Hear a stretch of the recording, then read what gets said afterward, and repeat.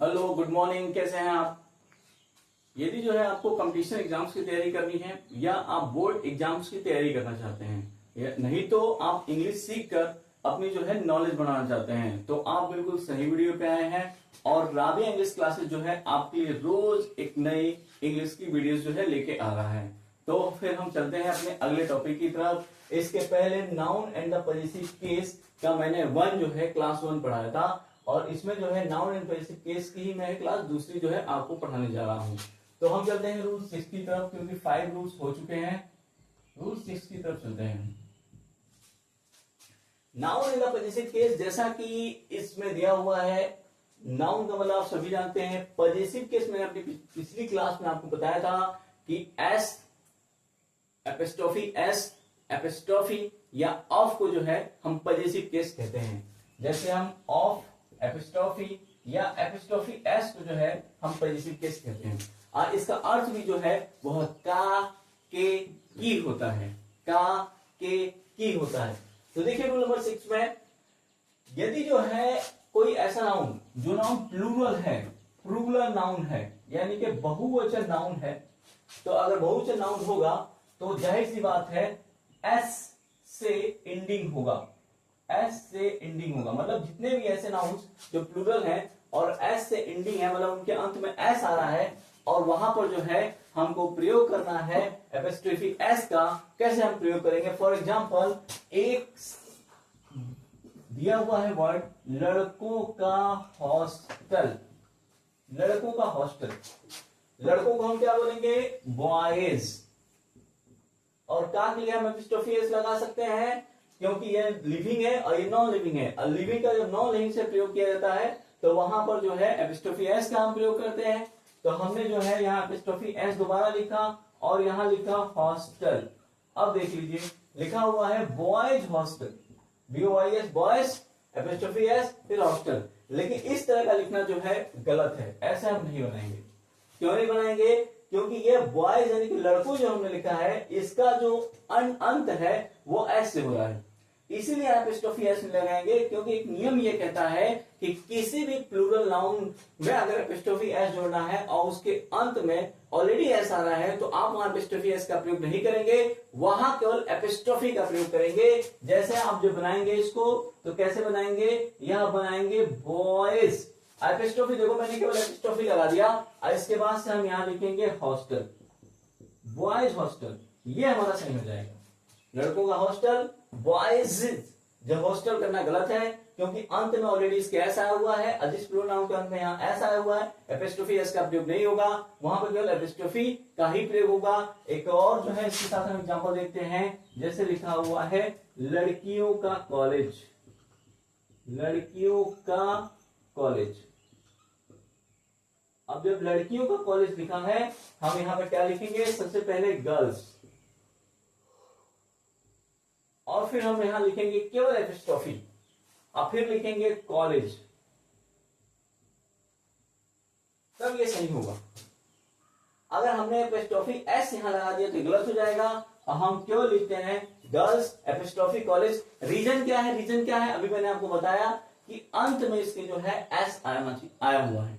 अगर जिस किसी के अंत में एस आया हुआ और उसमें हमें जो है एपिस्ट्रोफी एस का प्रयोग करना, तो आप एकदम भूल जाइए, एपिस्ट्रोफी एस का प्रयोग नहीं करना। वहां पर आपको केवल एपिस्ट्रोफी का प्रयोग करना है, तभी जो है जाकर वो पूरा होगा। गर्ल्स कॉलेज, लड़कियों का कॉलेज। ओके, ठीक है, सबको समझ में आ रहा है? वीडियो को आप दोबारा चला के देख सकते हैं। ठीक, आगे बढ़ते हैं। रूल नंबर 7,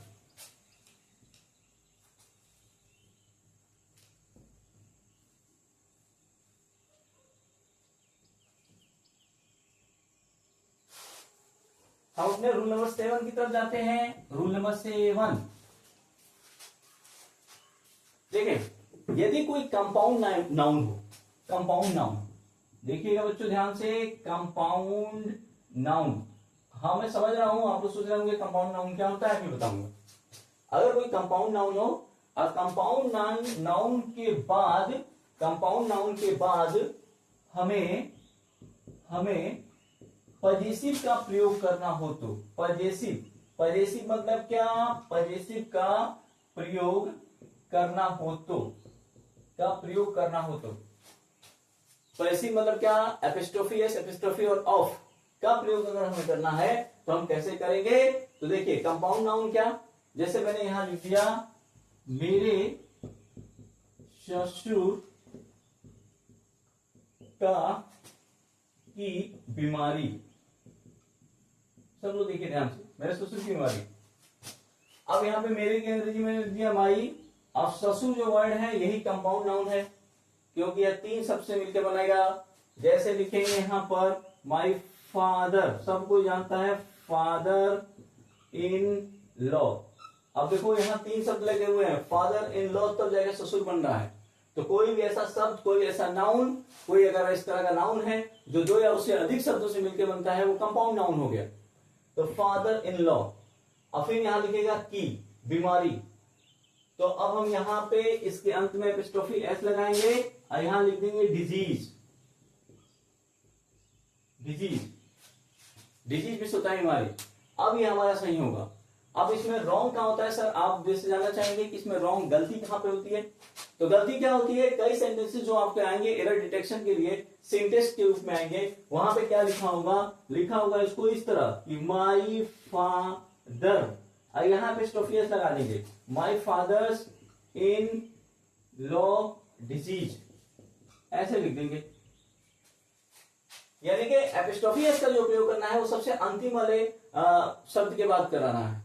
लेकिन यहां क्या लिख दिया, शुरू में ही लिख दिया इन्होंने शुरू में ही माई फादर्स इन लॉ, तो यहां गलत है, इस तरह का नहीं बनेगा। या ये इस तरीके से भी लिख सकते हैं कि माई फादर इन, ऐसे लिख देंगे my father in law disease, तो ये भी गलत हो जाएगा, ये भी गलत है। आपको जब एपिस्ट्रोफी एस का प्रयोग करना है तो ना ही फादर की बात करेंगे इसमें, ना ही इन के बात करेंगे। क्या करेंगे, सबसे अंतिम जो है शब्द की बात करेंगे। फादर इन लॉ में सबसे अंतिम शब्द क्या है, लॉ। तो इस लॉ के बाद एपिस्ट्रोफी एस आप लिखेंगे तो जाके जो है यहां पे आपका कंप्लीट माना जाएगा। इसी तरह हम जो है एक और एग्जांपल इसी में कर लेते हैं। जैसे लिख दिया गया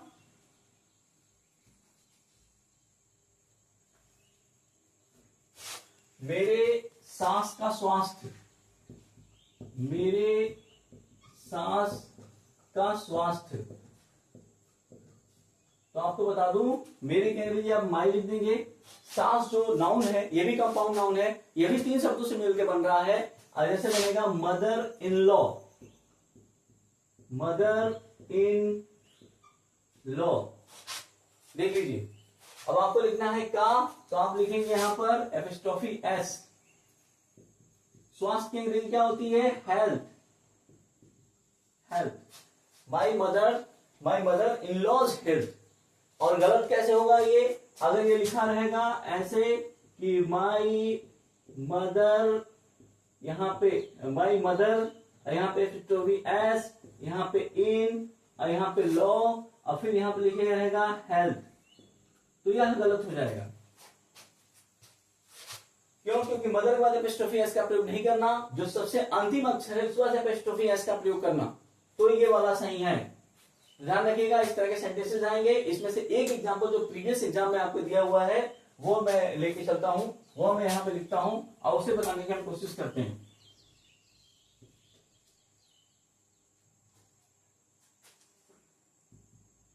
your brothers in law job has been ended। तुम्हारे साले की नौकरी खत्म हो चुकी है। ये सेंटेंस दिया हुआ है, ये सेंटेंस में एरर क्या है, गलती क्या है, यह आपको ढूंढना है।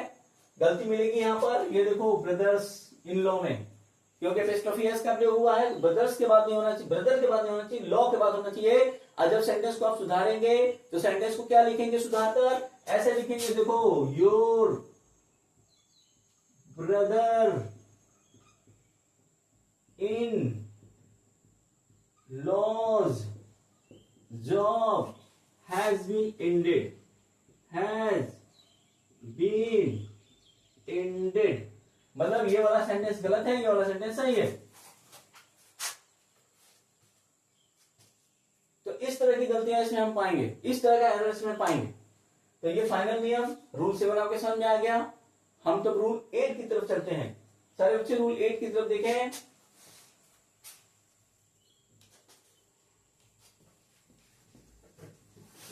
रूल 8 की तरफ सब लोग देखेंगे, सब लोग इसमें ध्यान लगाएंगे। जितने भी रूल्स में पढ़ा रहा हूं बच्चे सब बहुत ध्यान से पढ़ेंगे, बढ़िया तरीके से इसको पढ़ने की कोशिश करेंगे, क्योंकि टाइम बहुत कम है आपके पास। मेहनत कीजिए, आपको फायदा होगा। इसी तरह के जो है एग्जाम्स में जो है पूछे जाएंगे, किसी भी कॉम्पिटिटिव एग्जाम्स हो गया, बोर्ड एग्जाम्स हो गया, या कहीं पे भी देना होगा, इसी तरह के क्वेश्चन दिए जाएंगे आपको एज ए जो है एरर डिटेक्शन के रूप में। अब देखें रूल नंबर हम जो है इसके बाद हमने 4 पढ़ा, हमने 5 पढ़ा, रूल नंबर जो है सॉरी हमने 5 पढ़ा, हमने 6 पढ़ा, हम 7 में चलते हैं। 5 हो गया, 6 पढ़ लिया, 7 पढ़ लिया, सॉरी 8 में चलते हैं। 8 में देखें, यदि एज जिसका अर्थ यहां पे एज या देन, देख लें एज या देन आता है, इसके बाद के नाउन के बाद एपिस्ट्रोफी एस दिया गया हो तो हमारा करेक्शन कैसे होगा। देख लीजिए ध्यान से, कह रहा है कि एज या देन इसके बाद के नाउन के बाद एपिस्ट्रोफी एस दिया गया हो तो इसमें जो है हमारा करेक्शन कैसे सही होगा, कैसे हम इसके बाद जो है करेक्शन को सही करेंगे। यह जो है ध्यान से देखिए, एज है,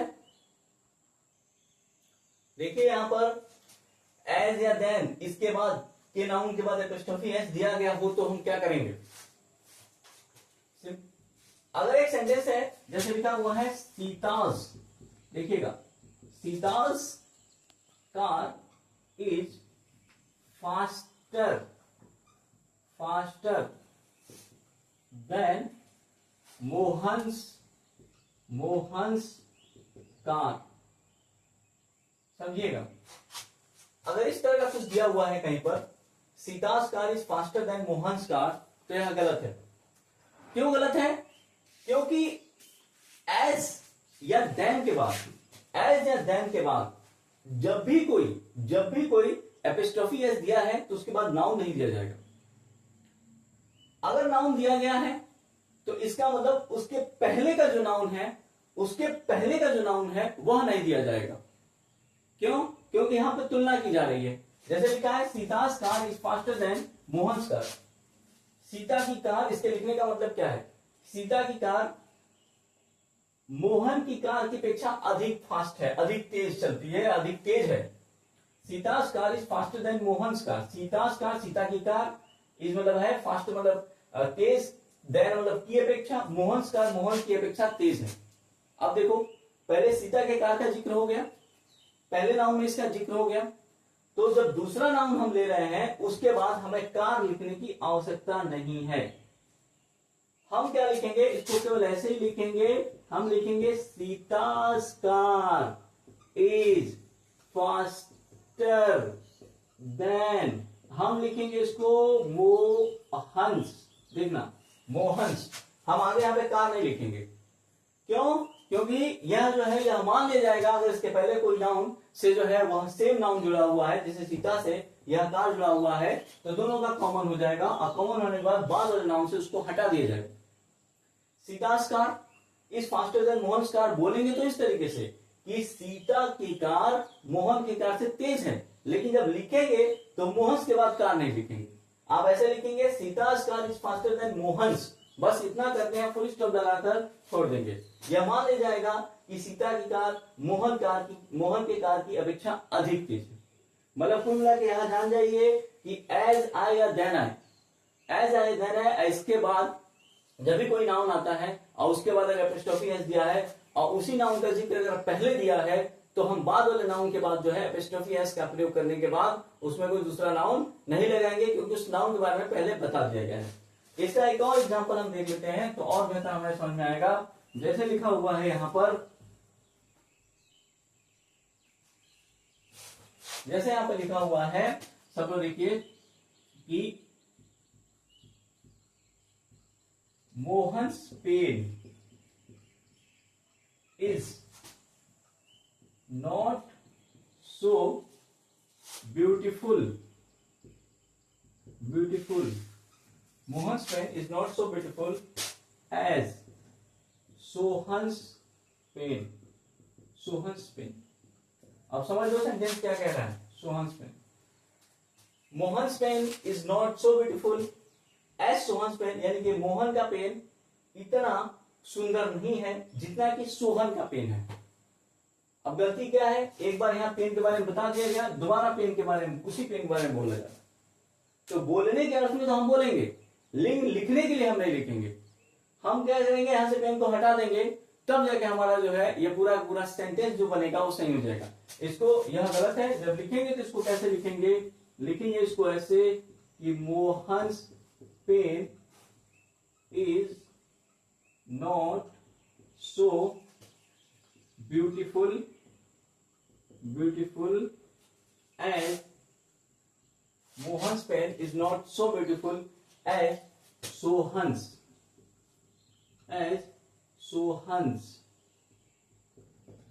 देख लीजिए, Mohan's pen is not so beautiful as Sohan's. तो सब लोग ध्यान से इसको देखें, इसको ध्यान से समझे, बढ़िया तरीके से इसको जाने कि Mohan's pen is not so beautiful as Sohan's pen. Mohan's pen is not so beautiful as Sohan's. तो ध्यान समझे, बढ़िया से इसको जाने। ठीक है, हम आगे चलते हैं, इसमें और देखते हैं। हमारा जो है 8वें नंबर का रूल पूरा हो गया है और इसका एग्जांपल मैंने दो एग्जांपल भी दिया है, इसके आगे में चल रहा हूं। देखिए,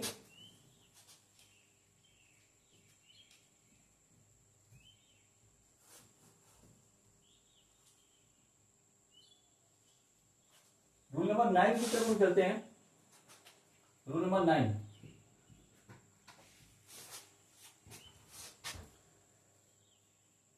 देखिए, यदि इसमें जो है कोई दो नाउन एंड से जुड़े हों, कोई भी दो नाउन है जो एंड से जुड़े हों, समझिएगा, कोई दो नाउन आ गए जो एंड से जुड़े हों तथा तीसरे नाउन से संबंध या अधिकार बता रहे हों,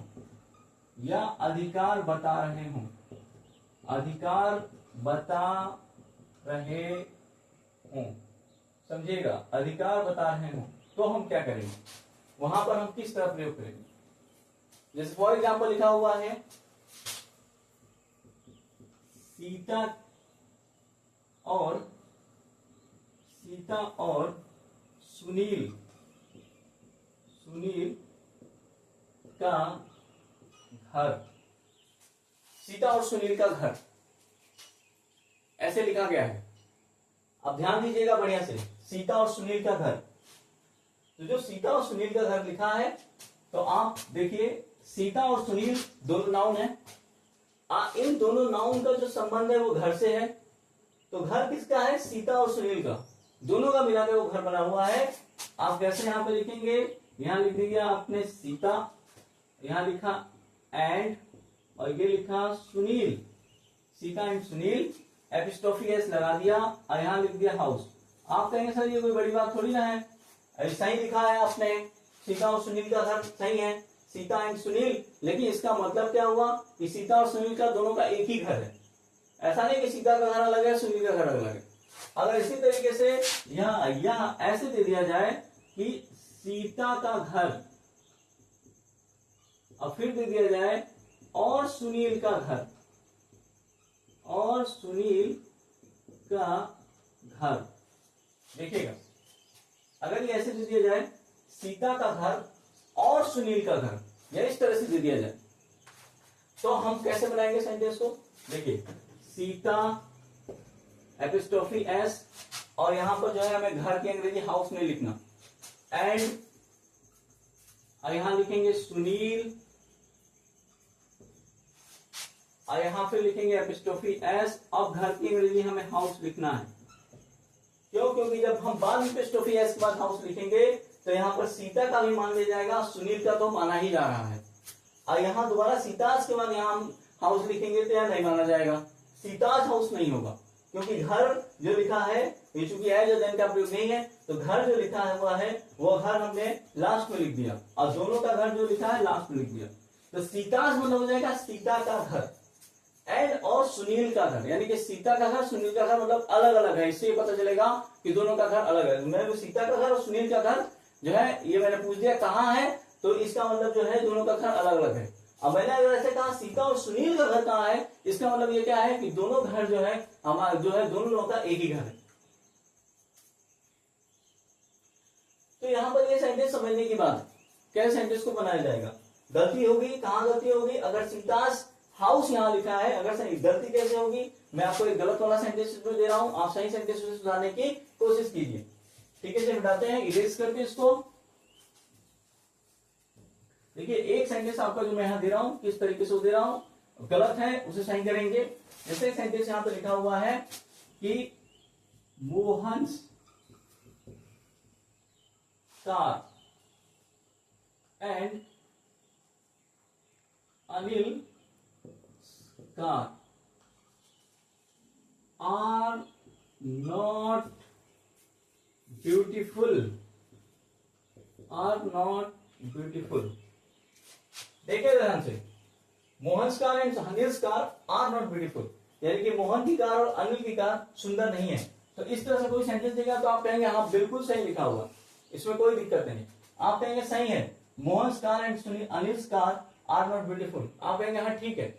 क्यों? क्योंकि मोहन का कार अनिल का कार ठीक है, लेकिन हुआ क्या, नाउन यहाँ पे भी है, नाउन यहाँ पे भी है, कार जिसका बारे में बताया जा रहा है।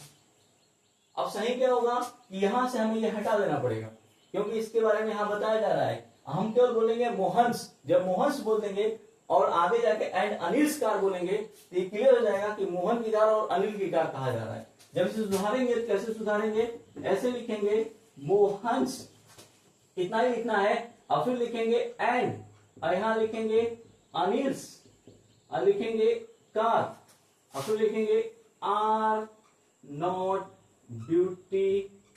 ब्यूटीफुल। तो ये वाला सेंटेंस है, ये वाला सेंटेंस गलत है। क्यों गलत है? मोहन के बाद कार दिया है, अनिल के बाद कार दिया है, हालांकि दोनों कार अलग है। तो आप यहाँ पे कार ये हटा देंगे, मोहन्स एंड अनिल कार लिखेंगे, तो जाके ये जो है हमारा सेंटेंस सही माना जाएगा। बताएं समझ में आ रहा है सबके? नहीं समझ में आ रहा हो तो कमेंट करके आप मुझे बताइए। कमेंट बहुत कम लोग कर रहे हैं, जिससे पता चल रहा है सब लोग जो है वीडियो क्लास नहीं देख रहे हैं। कहाँ कमी है, क्या गलती बताइए। अगर और किसी आवाज में गलती है तो दो तीन दिन की प्रॉब्लम है, आवाज में गलती सही हो जाएगी। और नहीं समझ में आ रहा है बताइए, लिखावट में क्या प्रॉब्लम हो रही है बताइए। आप वीडियोस देखिए, आपके लिए वीडियोस बनाई जा रही है, ज्यादा से ज्यादा वीडियो देखिए, ज्यादा से ज्यादा आप देखेंगे ज्यादा से ज्यादा ज्ञान होगा। और उम्मीद करिए कि आपको कोई भी दूसरी कोचिंग क्लास इंग्लिश की करनी नहीं होगी, क्योंकि लगातार मैं ये वीडियोस बना रहा हूँ, लगातार वीडियोस बना रहा हूँ, और मुझे पूरा विश्वास है कि मैं पेपर तक बनाऊंगा। लेकिन इसमें मुझे जो है आपके कुछ जो है आपके जो है हिम्मत दिलाने, दिलासा दिलाने की जरूरत है। आप जो है कमेंट करके बताइए कि हाँ क्या आपको फायदा है, क्या नुकसान है, और जो भी एक्सरसाइजेस आपको मिल रही है एक्सरसाइजेस कीजिए। हम अगले रूल की तरफ चलते हैं। हमारा अगला जो इसका रूल है वो है रूल नंबर 10।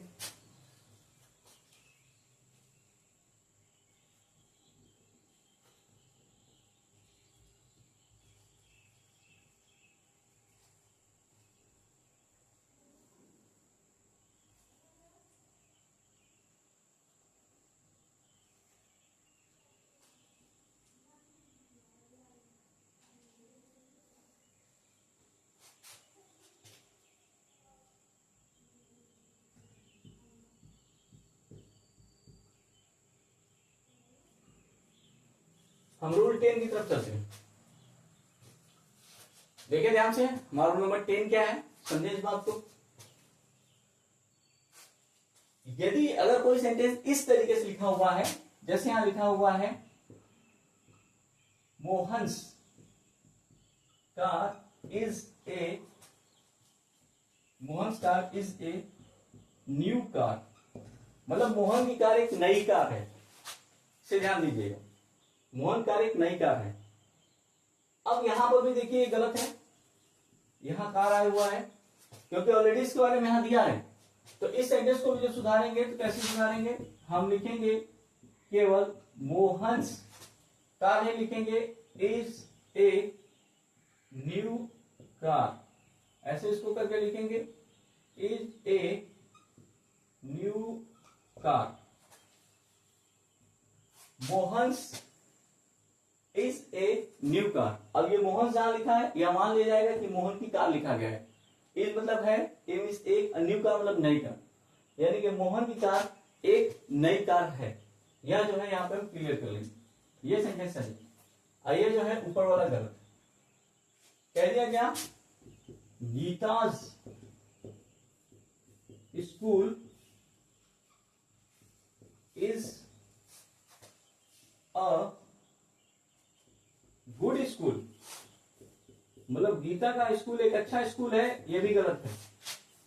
गीता के स्कूल एक अच्छा स्कूल है, यहां पे स्टोफियस के बाद स्कूल नहीं लिखना क्योंकि स्कूल के बारे में बाद में बताया जा रहा है। आप जब सही करेंगे कैसे सही करेंगे, गीताज बस इज अ गुड स्कूल, मतलब गीता का इज है, यानी कि मान लिया जाएगा गीता का school is a good school, एक अच्छा स्कूल है, एक अच्छा विद्यालय। तो इससे संबंधित कोई भी क्वेश्चन जो आएंगे उसे बहुत आराम से बहुत अच्छी तरह आप कर सकते हैं। और मैंने जो है noun in the positive case की दूसरी क्लास यहाँ पर समाप्त कर दी है, पूरी दूसरी क्लास ये समाप्त हो जाएगी। इसके बाद से फिर हम एक नए टॉपिक के साथ चलेंगे, सब हम सिंटेक्स में पढ़ रहे हैं, ठीक है। ओके, फिर कल मिलते हैं, bye bye, thank you very much.